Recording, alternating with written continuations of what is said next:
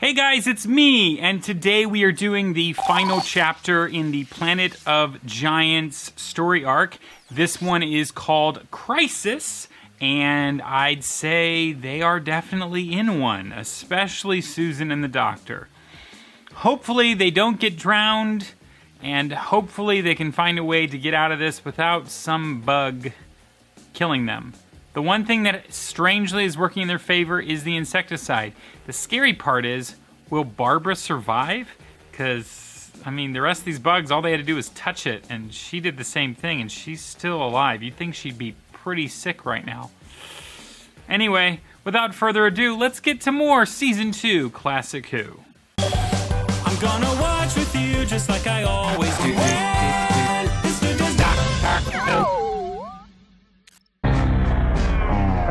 So the hope is that when he drains it, it won't go through there. Well, that's lucky. Put the plug back in again. That was pretty abrupt. At least we're safe here. Yes, if they fill that sink with any more water. Maybe there's some leftover residual water you can wipe your hands on. Stay up there if you want to.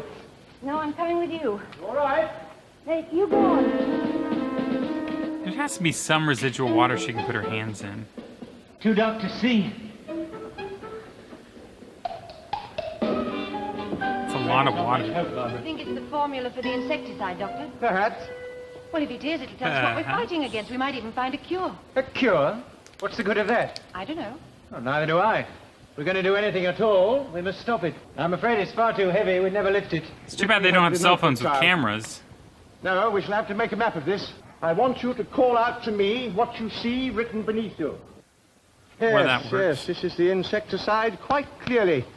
It's a bit rough, of course, but it tells us the story. The inventor has made the insecticide everlasting. That means it would seep into the soil. Get into the drinking water. What are you going to do, try and make a phone call? They're not going to hear you. And if they did, it'd be like... Oh, Barbara, would you mind bringing another one of these, please? Yeah. Barbara really needs to bathe. Yes. Barbara? Yes. Right, now, lift! Ooh, that would be extremely heavy. Quickly. Oh, we did it. Not to mention that thing could fumble. Hilda, come and answer this thing. It's driving me mad. The old farmhouse again. Can you hear us? I want your handkerchief. I'll No. take it in. What's the matter? You can't have it. You mustn't touch it. Barbara. No one must touch. Barbara! Good You Lord. did borrow my handkerchief. Where were you then? Oh, she's still not dead. That's good. What happened? Did I... You fainted, that's all. Doctor, make her see some sense. There's nothing I can say, dear boy. Barbara's quite right. How is she right?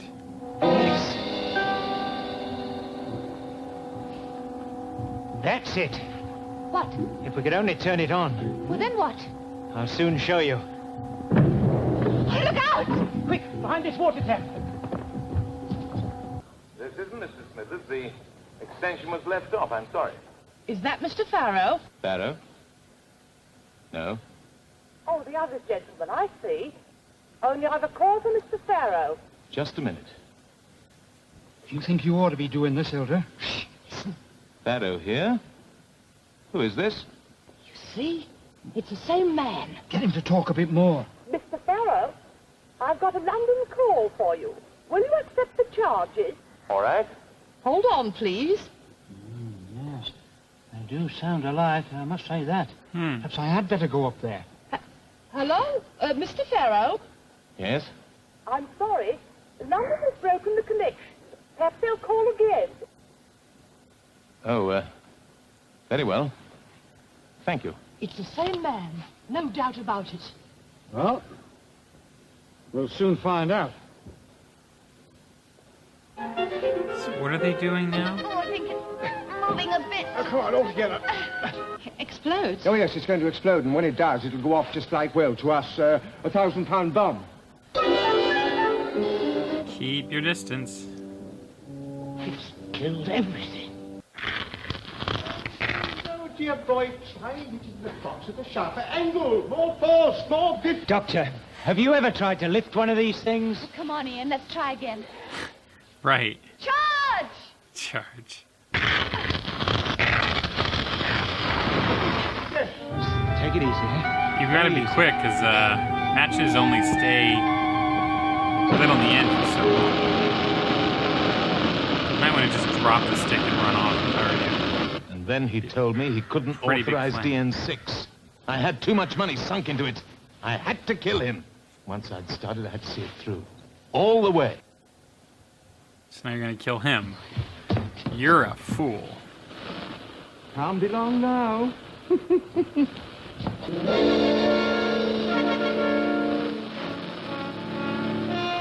When that thing explodes, there'll be metal flying all over the place.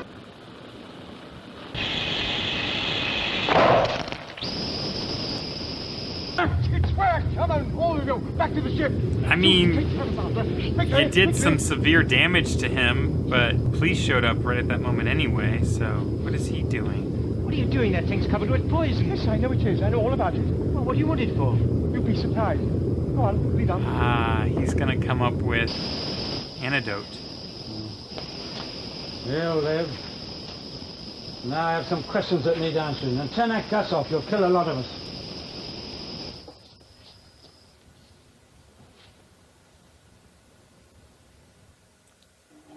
We got to repeat First time ever where their exactly villains the don't know things that they're happened there. to us when we landed.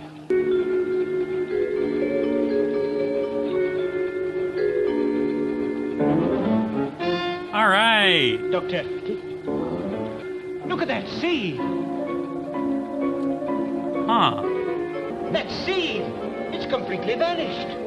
No. I bet Barbara's probably getting better too, because all of the stuff from that point would have shrunk and it would have much you more see? minor effect on her. It hasn't vanished at all. Yeah, I bet she's suddenly feeling better. I'm so thirsty. There you are. Drink that. Oh, I had no idea water could taste so good. Well, here we are then. The patient is beginning to look her usual self again. That's you, Doctor. one Not way at to all, my cure dear boy. someone. Always at your service. Literally shrink Doctor, what the happened in thing the that's laboratory? killing I don't you. remember much after the explosion. Well, I'm happy to say our plan worked. We didn't have to fire the laboratory. But we did attract attention. Do you know a policeman came into that room just as I was about to climb down that pipe? Good. Now, what about us? Can you get us back to normal? Yes. There's your answer, my dear. Grandfather, is that the seed you brought in with you? The same seed. Then we are back to normal. Completely, my dear. Now, before I check up and see where we are, I suggest you all go and have a good scrub. Off you go. Look at him, all considerate and compassionate and caring and nurturing. Dear, now isn't that irritating? I see it's beginning to materialize. Perhaps I shall know now where we are. I love that they've kept the same sound effects all this time. Okay, well, that was one awesome little story arc they had there. I enjoyed the entirety of it. It's really fun and interesting, and it was super smart how the science all, mapped out. The only difference I would have said is technically if you shrunk to that size, your mass would also condense, which means you would be super strong for your size. So you would probably, condensing this much into this size, it would be very strong. It would be very, very strong. And it would also be terrifying. Because if someone came across at you when they were an inch in size, they would really be like a bullet punching into you. And that's something that Ant-Man the Wasp or Ant-Man has right in the Marvel Cinematic Universe. Except when they make him giant, that part makes no sense. Because if he was giant, he would probably just float away into the air. Because his mass would be so light, because he'd be so thinned out, there wouldn't be anything left. That's how it technically works. But for the sake of fiction and for the sake of fun, I like what they came up with. Because everything else scientifically added up and it worked. And it was a great and fun story. This is probably my current favorite storyline so far of Doctor Who Classic. I like how most of it seems to have taken place in their lab, or at least I'd say half of it. I really thought we were going to have to contend with a lot more bugs and stuff, and it doesn't seem like we really had to deal with that. Yeah, I don't know why they were so slow to the take. I guess Ian wasn't paying attention, but Ian made some really bad choices throughout this story arc. That's the only thing I'd say I didn't care for, because usually I find Ian to be often my favorite because he does the right thing usually, and he's always like, without him they wouldn't get by. But I've noticed as of late, it's the Doctor, which is the way it should be, who is usually the only saving grace in all of this, or at least the main saving grace, I should say. Barbara, poor Barbara. I mean, yeah, it's heroic and it's strong what she was doing, and I get what she wanted to do, but like, at the sake of your life, I guess, you know, she was worried that if she went to the TARDIS sooner than later, that ultimately they wouldn't be able to stop this guy in time. I don't know how much they really did. I think they helped a lot when they prevented him from making phone calls. So I think if they've done anything that was really helpful, that would have definitely been it.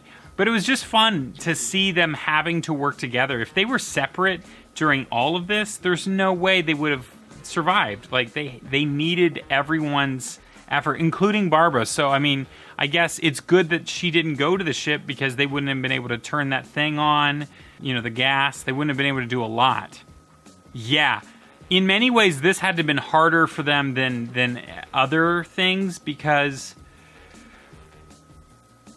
I mean, they had everything working against them. They were super teeny, only an inch in size, which makes everything more challenging, at least if you're going off of the science of this episode. But I thought it was really clever, because I was like, he's going to create an antidote. I even thought that. I was like, oh, okay, he's going to create an antidote, and that's going to save Barbara. No, even better, he just simply used it as an example or a sample to make sure that they were growing back to their original size. And I was like, wait, if that little kernel, that little, you know, seed or whatever, was shrinking down within the TARDIS, that means that the insecticide on her hands and in her body would also shrink down, which means it would have a very minor effect on her. Like, little teeny dot. It wouldn't do anything. And that is fantastic. That is awesome. I like that they made that science canon, and it's so clever. Like, cure someone by shrinking the very thing that's killing you. I just thought that was so cool. Susan, yeah, Susan's great.